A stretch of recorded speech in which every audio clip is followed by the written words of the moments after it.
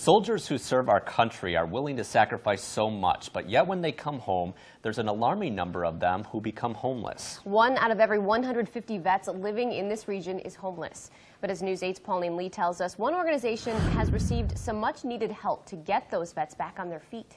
Well, there are a number of reasons as to why veterans returning find themselves homeless. Disability, PTSD, or just hard economic times. But now, thanks to a new grant, not only will those vets get some much-needed help, but for the first time, their families will too. It's the first time we don't have to turn away family. For years, the Veterans Assistance Foundation in Tomah has helped vets in the surrounding area get back on their feet with help in finding a home, job, or with personal counseling. But unfortunately, that helping hand could only be extended to vets and not their families. And the president of the foundation says the families need just as much help, especially in rural communities. I think in the rural side of the state, it is forgotten, and it's forgotten because it's not as in your face as it is in the urban areas.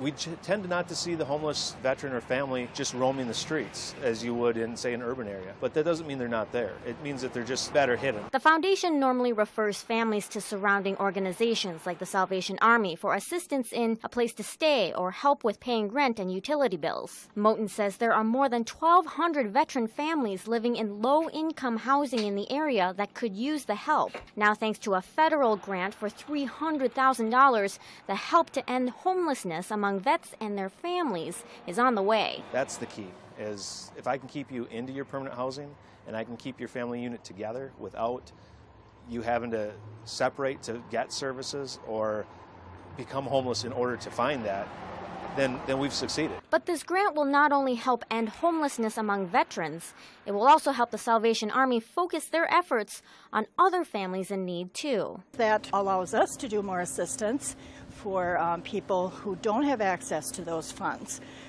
We do have increasing numbers of people in the community who are looking for help with rent, both to be able to remain in their home and to have them move out of shelter or sometimes even the streets.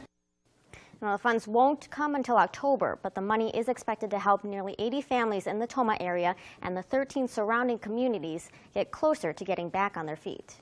Definitely some good news. Thanks, Pauline. And to qualify for assistance, you or a family member must be a vet. For more information, call the Veterans Assistance Foundation at 608-372-8387.